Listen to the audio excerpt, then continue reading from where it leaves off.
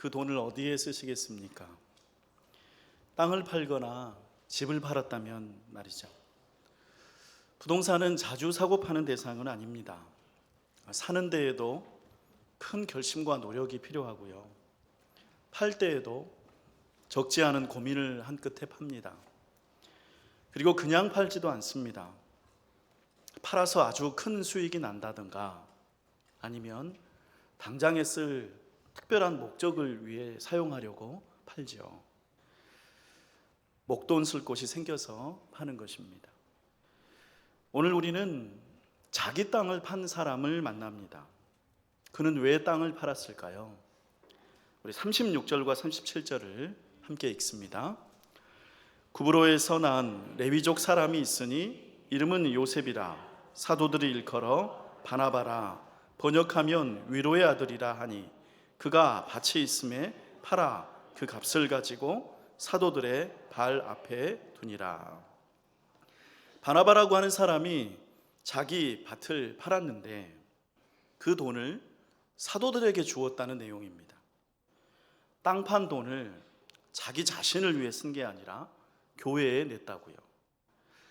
바나바라는 사람 혼자만 그렇겠는가 하면 혼자가 아니라 상당히 여러 사람들이 그렇게 했습니다. 우리 34절과 35절도 함께 읽습니다. 그 중에 가난한 사람이 없으니 이는 밭과 집 있는 자는 팔아 그 판 것의 값을 가져다가 사도들의 발 앞에 두니 그들이 각 사람의 필요에 따라 나누어 줍니다. 오늘 설교를 계속하기 전에 먼저 이 말씀을 드리는 편이 나을 것 같습니다. 혹시 오늘 설교가 여러분 집 팔고 땅 팔아서 헌금하라는 내용인가 생각이 드신다면 그것은 아니니까 일단 안심하시기 바랍니다. 한 세대 전까지만 해도 우리나라 기독교인들 중에 자기 소유였던 집과 땅을 팔아 교회에 헌금한 사례들이 적지 않았습니다. 그렇게 큰 돈을 어떤 의도로 헌금했는지 그리고 그 결과와 반응이 어땠는지는 사람들마다 달랐습니다. 감사와 자발적인 마음에서 기꺼이 하셨고 그 후에도 만족하시면서 자랑스럽게 여기는 분도 계셨는가 하면 그와 달리 그때 당시에 무엇인가에 홀려서 거의 빼앗기다시피 헌금을 했고 그래서 지금에는 그렇게 한 게 후회가 되고 또 그런 헌금을 하신 부모님을 원망하는 분도 계십니다. 이런 말을 들은 기억도 납니다. 내가 교회에 갖다 바친 돈 중에 10분의 1만 부모님께 들었어도 이름난 효자로 인정받았을 것이고 10분의 1만 자선단체에 기부했어도 표창장 받았을 거라고요. 하지만 지금은 그렇게 헌금하시는 분은 거의 없습니다. 우리 중 대다수는 집이나 땅을 팔 때 애초에 매매의 목적이 교회에 헌금하기 위해서 팔지도 않을 뿐더러 신앙심이 깊은 분이라 할지라도 땅판 값을 헌금하느냐 마느냐는 둘째치고 그 중에서 11조라도 해야 되느냐 여부로 고민할 것입니다. 또 그런 고민은 타당하기도 하고요. 우리 사정이 이와 같기 때문에 오늘 말씀은 특이해 보입니다. 도대체 왜 바나바를 비롯한 사도행전의 성도들은 땅과 집을 팔아서 헌금을 교회에 했을까요? 복을 받기 위해서였을까요? 하나님께 하나를 드리면 10개를 돌려받는다 이런 믿음이었을까요? 그것은 아닙니다. 오늘 말씀 어디에도 이들이 복을 받기 위해서 헌금했다는 내용은 없습니다. 그러면 왜 그랬을까요? 돈이라고 하는 거 누구에게나 소중한 거고요. 특히 부동산을 판 큰 돈은 누구에게나 값진 것일 텐데 말이죠. 그 이유를 알기 위해서 다시 지난 주일에 들은 말씀으로 돌아가 봅시다. 그때 베드로와 요한은 긴급 체포를 당했다고 했습니다. 예루살렘 성전에서 예수님을 믿으라고 설교했던 베드로는 성전 경찰대에 묶여 차가운 유치장에서 밤을 보냈고 다음 날 당시의 권세자들 앞으로 끌려가서 신문을 받았습니다. 그 권세자들은 공중에 날아가는 새도 떨어뜨릴 수 있는 사람들이라고 했죠. 예수님도 스스럼 없이 죽였던 그런 이들이었고요. 죄가 있든 없든 마음만 먹으면 아무에게나 콩밥을 먹일 수 있는 사람들이었습니다. 그런데 그들 앞에서 베드로는 흔들리지 않았고요, 두려워하지도 않았습니다. 베드로는 이렇게 말했다고 했습니다. 오늘 우리에게 질문한다면 나사렛 예수 그리스도의 이름, 당신들이 버리고 죽였던 그 이름이 이 사람을 낫게 했고 구원했다고요. 그들의 서슬퍼런 경고, 오늘 한 번은 봐주겠지만 앞으로는 절대로 예수님의 이름을 말하지 말라고 위협받았음에도 불구하고 베드로는 우리가 보고 들은 것을 말하지 않을 수 없다고 했습니다. 베드로는 담대했죠. 그렇게 해서 일단 베드로와 요한은 풀려났습니다. 그런데 말이죠, 베드로가 제사장들 앞에서 담대하게 잘 대응했고 감사하게도 무사히 풀려났으니까 이제 문제가 원만하게 해결된 것인가요? 아니죠. 오히려 그 반대입니다. 사실은 이제부터 진짜 문제가 시작이 된 것입니다. 권력자들, 힘을 가진 사람들이 베드로와 교회를 주목하기 시작했으니까요. 베드로와 요한은 무죄로 방면된 게 아니라 경고를 받고 풀려난 것입니다. 말하자면 집행유예를 받은 셈이죠. 오늘은 처벌하지 않겠지만 앞으로는 조심하라는 압력, 이 압력은 상황을 완전히 바꾸는 말입니다. 어제까지는 별탈 없이 예수님의 이름을 말했지만 오늘부터는 예수님의 이름을 말하면 안 된다는 명령을 그들 등에 지고 나온 거죠. 그리고 더 큰 문제가 생겼는데, 예수님의 이름을 말할 수 없다는 것, 그것은 베드로와 요한 두 사람에게만 적용되는 경고가 아니었습니다. 얼마 전에 처음으로 생겨난 교회에 해당하는 문제이기도 했죠. 그 문제라는 것은 성령이 주신 특별한 경험을 했던 120명의 성도들, 세례를 받고 신앙생활을 이제 막 시작한 3,000명의 사람들, 그리고 하체마비 장애 거린이 걷고 뛰는 기적을 보면서 자기 자신들도 예수님을 믿어보겠다고 나섰던 5,000명의 사람들, 그들 모두가 지난 며칠, 몇 초 동안 경험했던 새로운 희망을 버려야 한다는 명령이었습니다. 하나님의 말씀을 듣고 서로 교제하고 함께 밥을 먹고 기도하기를 힘썼던 사람들에게 기쁨과 순전한 마음으로 물건을 서로 통용하고 각 사람의 필요를 따라 나누어 주었던 그 행복하고 즐거웠던 자리를 일장 춘몽의 꿈으로 잊어버리라는 명령이었습니다. 제사장들이 내린 경고는 이것이었으니까요. 예수의 이름을 더 이상 말하지 말아라. 그들이 내린 경고에 순응해서 예수님의 이름을 더 이상 말하지 않는다면 그런 성도는 더 이상 성도일 수가 없을 것이고, 그런 교회는 더 이상 교회가 될 수 없을 테니까 말이죠. 그런 상황에서 베드로와 요한, 그리고 새로 생긴 교회는 어떻게 했을까요? 사람들은 이 사도행전의 기록을 먼 옛날의 일들로만 여기기 쉽지만 사실은 지금도 반복되는 일이기도 합니다. 여러분은 혹시 회사나 학교에서 예수님의 이름을 요즘에 말하십니까? 여러분이 직접 운영하는 가게에서는 어떠십니까? 아니, 질문을 이렇게 바꿔보죠. 여러분은 혹시 회사나 학교에서 누군가 예수님의 이름을 말하는 것을 최근에 들은 적이 있습니까?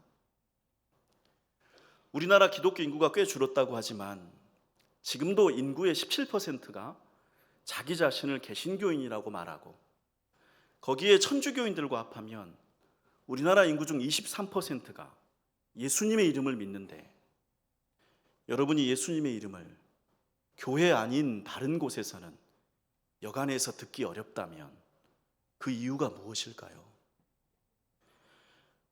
우리 사회가 그렇게 하지 말라고 경고하기 때문입니다. 물론 우리가 예수님의 이름을 말한다고 해서 당장에 감옥에 간다거나 실직을 당한다거나 엄청난 불이익을 당하진 않습니다. 또한 대한민국 국민은 누구나 종교의 자유를 보장받고 또 남들에게도 보장해야 하는 사회적 의무를 지고 있습니다. 내가 믿는 기독교만이 아니라 다른 사람들이 믿는 종교, 그리고 그들이 아무 종교도 믿지 않을 자유를 침해해서는 안 되는 사회에서 우리는 살아갑니다. 그러나 우리가 조금 더 솔직해진다면 사실은 너무나 조용해져 버린 예수님의 이름, 마치 금기어가 되어버린 것처럼 취급당하는 예수님의 이름은 정말로 그래야만 하는 걸까요? 우리는 어쩌면 예수님의 이름을 말하지 말라고 했던 2000년 전의 제사장들의 경고를 오늘날에도 너무나 잘 지키고 있는지도 모릅니다. 베드로와 요한과 교회는 이렇게 있습니다. 우리 23절 함께 읽습니다. 사도들이 노임에 그 동료에게 가서 제사장들과 장로들의 말을 다 알리니. 사도들은 혼자 고민하진 않았습니다. 그들은 먼저 교회 성도들을 찾아갔습니다. 성도들에게 상세하게 설명을 했죠. 그 일은 모두에게 해당되는 일이니까 자신들이 받았던 협박과 경고를 알려주었습니다. 아마도 그들은 그 자리에서 진지하게 이야기를 주고받았을 거예요. 다양한 견해들이 오갔겠죠. 어떤 이들은 이렇게 제안했을 것 같습니다. 듣고 보니 상황이 심각하군요. 그러니 당분간 조용히 지냅시다. 내일부터는 우리가 다른 사람들에게 전도하지 말고 지금 모인 5,000명도 적지 않은 숫자니까 그들을 지킵시다 라고요. 또 이렇게 말했을 수도 있을 것 같아요. 아니에요. 그것도 위험한 일입니다. 제사장들은 엄청난 권력자들이니까 일단 5,000명을 해산시켜야 합니다. 괜히 순진한 교인들을 위험에 빠뜨려서는 안 됩니다. 과감하게 해산시킵시다. 그리고 다음을 기약합시다. 그러나 그때 베드로와 성도들은 다른 결정을 내립니다. 여러분들도 그때 그 자리에 계셨다면 분명히 이렇게 결정했을 것 같아요. 우리 24절 함께 읽습니다. 그들이 듣고 한 마음으로 하나님께 소리를 높여 이르되 대주제여 천지와 바다와 그 가운데 만물을 지은 이시요. 그들은 한 마음으로 하나님께 기도합니다. 그리고 놀랍게도 기도할 때 하나님을 이렇게 부릅니다. 대주제여. 이 이름에 그들의 마음이 고스란히 담겨 있는데요. 이 대주제라는 칭호, 지금 한국어에는 없는 단어입니다. 그리고 사실 유대인도 흔하게 부르는 칭호가 아닙니다. 하나님에 관한 아주 오래된 이름입니다. 굳이 번역하자면 절대군주 정도입니다. 아무도 반대할 수 없는 무제한의 권력을 행사하는 통치자를 부르는 말이 대주제입니다. 교회와 신앙이 당면한 강력한 위협 앞에서 그 당시의 성도들은 하나님을 이렇게 불렀습니다. 오래된 칭호를 다시 꺼내왔습니다. 대주제여.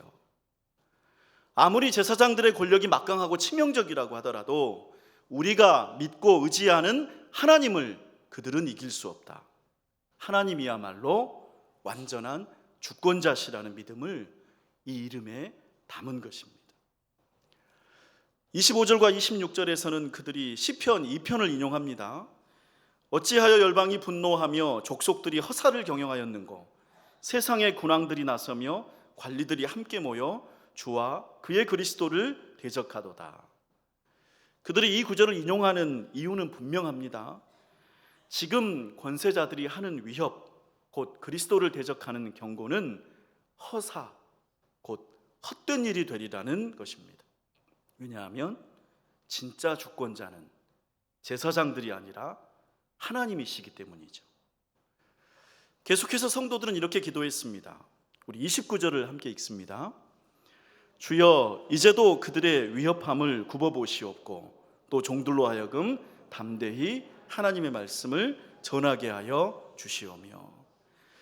그런데요, 하나님을 대주제로 부르는 믿음, 하나님이 진짜 주권자이시라는 믿음, 그런 믿음을 표현한다고 해도 내게 닥친 위협이 아니게 되지는 않습니다. 우리가 아무리 믿음이 강하다고 해도 모든 위협을 피해갈 수도 없습니다. 우리 신앙심이 어떠하든 위협은 위협이죠. 베드로와 성도들도 그 사실을 잘 알았습니다. 그래서 기도합니다. 주님, 그들이 우리를 위협합니다. 우리가 위협을 당할 때 거기에 대응하는 방법이 몇 가지 있을 텐데요. 그 중에 한 가지가 위협에 굴복하는 거죠. 제가 미국에서 지낼 때 주변에서 이런 조언을 들었습니다. 지금도 미국은 총기 상호가 빈발하지만 그때도 총기 강도가 많았습니다. 그래서 언제나 셔츠 윗주머니에 $100 지폐를 넣고 다니라고 했습니다. 왜냐하면 만약에 강도를 마주쳐서 위협을 당하면 맞서려고 하지 말고, 또 지갑을 꺼낸다면서 바지 뒷주머니에 손을 넣거나 겉옷 속주머니에 손을 넣다가 총 빼는 것처럼 오해 사지 말고 그냥 자기 윗주머니를 가리키면서 여기 $100가 있으니까 어서 가져가라 라고요. 그러면 총에 맞지 않고 살 수 있다고요. 위협을 당할 때 거기에 대응하는 방법은 맞서지 않는 것, 오해를 사지 않는 것이죠. 달라는 것을 얼른 주면 위협은 사라지고 나는 안전해집니다. 베드로와 성도들도 제사장들이 하라는 대로 하면 위협에서 벗어날 수 있었습니다. 그러나 또 다른 방법이 있습니다. 베드로와 성도들은 다른 방법을 선택했습니다. 주여, 그들의 위협함을 굽어보시옵고. 그들은 이렇게 말한 셈입니다. 우리에게 닥친 위협을 우리가 피해갈 수도 있습니다. 그러나 주님, 우리는 피하지 않기로 했습니다. 우리는 계속해서 예수님의 이름을 말하겠습니다.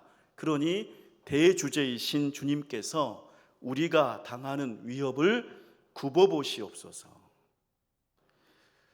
굽어보시라는 것, 그것은 자신들이 당한 위협을 주님께 맡기는 것입니다. 굽어보아 주세요. 하나님께서 이 위협을 살펴보아 주세요 라고요. 그리고 나서 중요한 부탁을 하는데, 우리 29절 하반절 또 종들로부터 우리 30절 함께 읽습니다.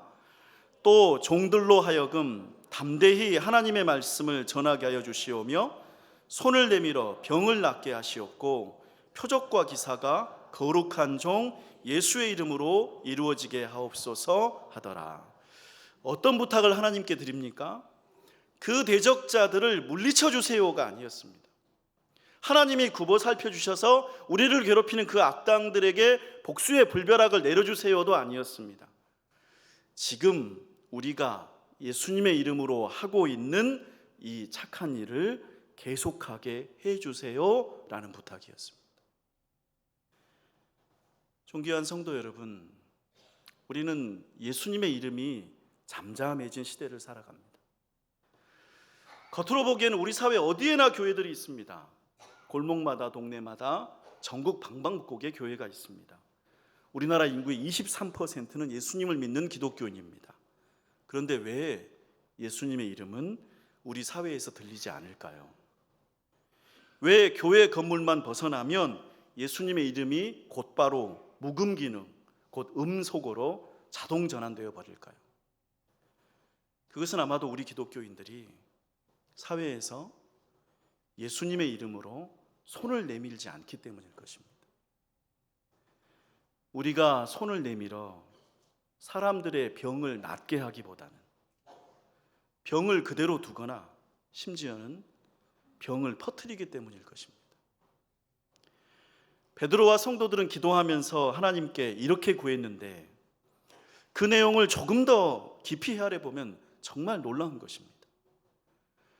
베드로와 성도들은 자신들에게 닥친 위협이 정치적이라는 사실을 알았습니다. 제사장들의 경고가 신앙에 관한 것이 아니라는 사실을 알았다는 것입니다. 그 권세자들이 걱정하는 것은 권력이었습니다. 권세자들이 예수님의 이름을 말하지 말라고 위협한 까닭은 혹시라도 예수 때문에 사람들이 하나님을 믿지 않을까 봐 걱정한 것이 아니었습니다. 그들은 예수님 때문에 자신들의 정치적 권력이 흔들릴까를 걱정했던 것입니다. 그들의 위협은 신앙에 관한 것이 아니었습니다. 그래서 베드로와 성도들은 그들의 위협함을 하나님께 맡겨버립니다. 하나님, 이 문제를 굽어보시옵소서. 왜냐하면 정치적인 문제는 성도들의 힘으로 풀 수 있는 게 아니니까요.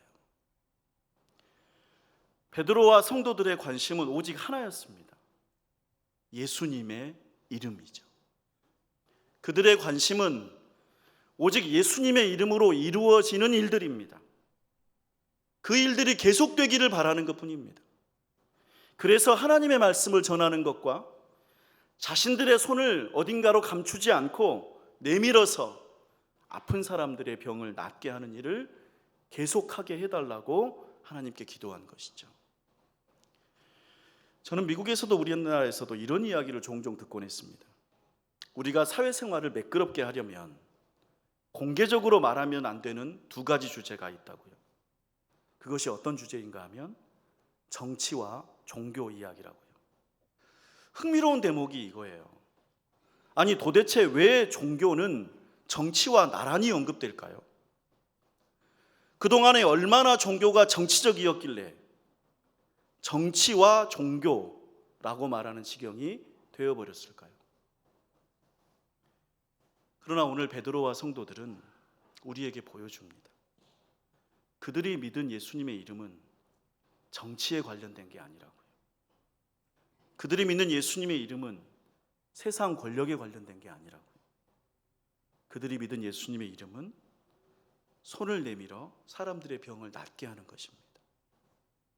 그 병은 물론 몸에도 있겠지만 몸만은 아니죠.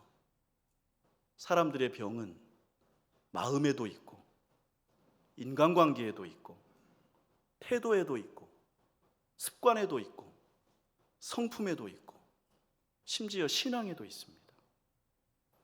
그러나 우리가 하나님의 말씀을 듣고 말할 때 우리에게 있는 병들은 치유됩니다. 마음의 무거운 짐들은 벗겨지고 관계의 복잡한 얽힘은 풀어집니다.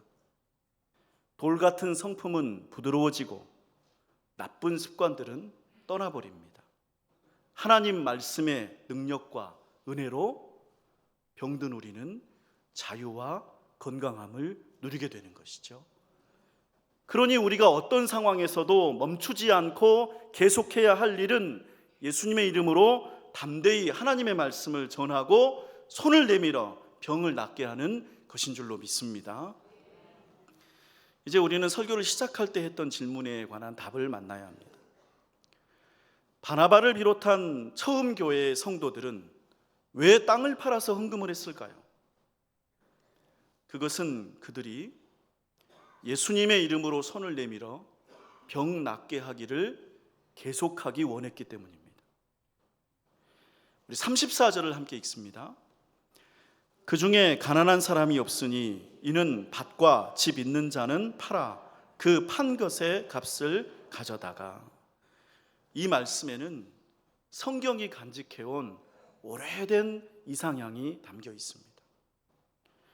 성경이 깊은 곳에 심어둔 보화 같은 말씀이 여기에 있습니다. 그게 뭔가 하면요, 그 중에 가난한 사람이 없으니예요. 가난한 사람이 없다는 이 말, 그냥 다 행복하게 부자가 되었다는 동화 같은 결말이 아닙니다. 복지제도가 완벽하게 시행되는 선진사회를 가리키는 그런 구호도 아닙니다. 가난한 사람이 없다는 이 말씀은 하나님이 자기 백성들을 처음 부르셨을 때 그들에게 약속하신 나라입니다. 신명기 15장 4절과 5절, 우리 화면에 보이는 말씀을 함께 읽습니다. 네가 만일 너의 하나님 여호와의 말씀만 듣고 내가 오늘 너에게 내리는 그 명령을 다 지켜 행하면 너의 하나님 여호와께서 너에게 기업으로 주신 땅에서 네가 반드시 복을 받으리니 너희 중에 가난한 자가 없으리라. 너희 중에 가난한 자가 없으리라. 바나바와 성도들은 왜 자신들에게 중요한 재산을 팔아서 교회에 헌금했습니까? 그들은 이스라엘이 처음 생겼을 때 하나님이 그들에게 약속하셨던 하나님 나라를 그때 본 것입니다. 여기 생겨난 교회에 하나님 말씀이 가득하고 그 말씀을 듣고 지키는 사람들로 가득해서 누구나 복을 받고 그로 인해 아무도 가난하지 않은 나라, 그런 세상을 바나바는 처음 생긴 교회에서 보았던 것입니다. 그래서 자기의 땅을 팔아 교회에 드린 거고요. 교회당을 지어서 복을 받으려고 바친 것도 아니었고, 하나를 바치면 10배를 돌려받는다는 그런 기복적 신앙을 의지한 것도 아니었습니다. 그들은 자신들이 지금 보고 있는 이 교회가 너무나 좋은데, 이 교회가 혹시라도 권세자들의 위협에 흔들리거나 중단되지 않고 앞으로도 계속해서 예수님의 이름을 전하고 손을 내밀어 병을 고치는 착한 일을 계속하기를 간절히 바라서 자신들에게 중요한 것을 드렸던 것입니다. 존귀한 성도 여러분, 우리는 예수님을 믿어서 신앙생활을 합니다. 우리는 교회당에 모여서 매주일 예배를 드립니다. 오늘 우리가 있는 이 교회는 우리의 기분을 달래기 위한 모임이 아닙니다. 우리끼리 명예를 드높이려고 서로 감투를 씌워주는 그런 단체도 아닙니다. 정치인들의 정책을 비판하는 토론장도 아닙니다. 교회는 무엇인가요? 가난한 자가 없는 곳입니다. 예수님의 이름을 찾아오면 누구나 부요해지는 곳, 서로가 서로의 필요를 채워주는 곳, 성령으로 충만해지는 곳, 하나님의 말씀으로 우리가 짊어진 병들이 낫는 곳, 그런 곳이 교회입니다. 우리 광암교회가 그런 교회가 되어가기를 축복합니다.